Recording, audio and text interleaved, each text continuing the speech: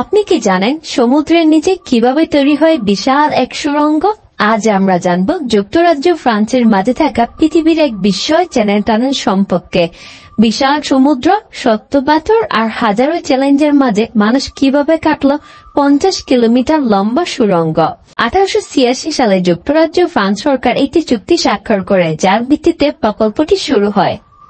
এই প্রকল্পটির নির্মাণ কাজ শুরু হয়েছিল 1888 সালে, আর টানেলের নির্মাণ কাজ সম্পন্ন হয়েছিল 1994 সালে। এতে সময় লেগেছিল প্রায় 6 বছর। প্রায় 13,000 শ্রমিক, প্রকৌশলী ও কারিগরি দলের সদস্য এই প্রকল্পে যুক্ত ছিলেন। 1990 সালে দুই দেশের সুড়ঙ্গ শেষ পর্যন্ত একত্রিত হয় এবং 1994 সালে তা ট্রেন চলাচলের জন্য উন্মুক্ত হয়।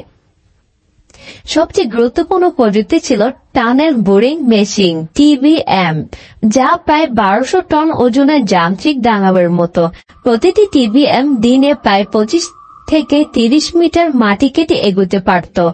মোট 11টি TBM ব্যবহার করে দুই দিক যুক্তরাজ্য ও ফ্রান্স থেকে খনন শুরু হয় এবং মাঝপথে এসে তা মিলিত হয়।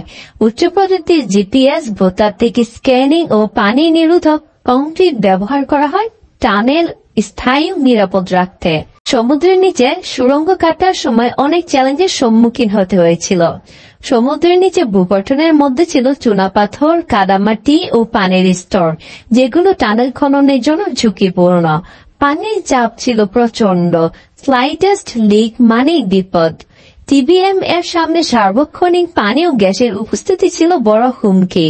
দুই দেশের টানেল সঠিক কোন ও বিন্দুতে মিলানো ছিল, অত্যন্ত চ্যালেঞ্জিং। মাত্র 35 সেন্টিমিটার ত্রুটির মধ্যেই তারা মিলে যায়, যা এক অনন্য প্রকৌশলিক কীর্তি। 3টি সমান্তরাল সুড়ঙ্গের গঠন ও কার্যকারিতা। চ্যানেল টানেল আসলে একটি নয়, 3টি সমান্তরাল সুড়ঙ্গ।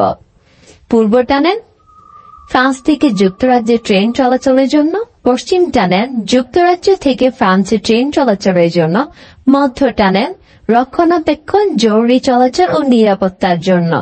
প্রতি 375 মিটার অন্তর এগুলোর মধ্যে সংযোগ পথ রয়েছে, যা জরুরি অবস্থায় মানুষ স্থানান্তরের জন্য ব্যবহার হয়। নিরাপত্তা ব্যবস্থা ও দুর্যোগ মোকাবেলার প্রযুক্তি। অগ্নি নির্বাপন ব্যবস্থা স্বয়ংক্রিয় ও হাই প্রেসার সিস্টেম ভিত্তিক ছিল। প্রতিটি মিটার পর্যবেক্ষণের জন্য রয়েছে CCTV ও সেন্সর। জরুরি অবস্থায় প্রায় 5 মিনিটে যাত্রীদের সার্ভাইস টানেল নেওয়ার ব্যবস্থা রয়েছে। নিয়মিত নিরাপত্তা ড্রিল, ফায়ার ট্রেনিং ও রোবোটিক ইন্সপেকশন রয়েছে। টানেলের মধ্যে ভেন্টিলেশন সিস্টেম সবসময় চালু থাকে। গড়ে প্রতিদিন 60,000+ যাত্রী এই টানেল ব্যবহার করেন। দিনে 350+ ট্রেন চলাচল করে।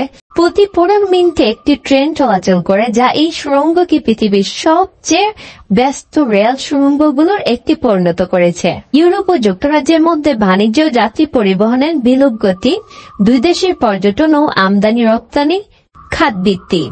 ইউরোপীয় ইউনিয়নের সাথে যুক্তরাজ্যের সরাসরি স্থল যোগাযোগের পথ।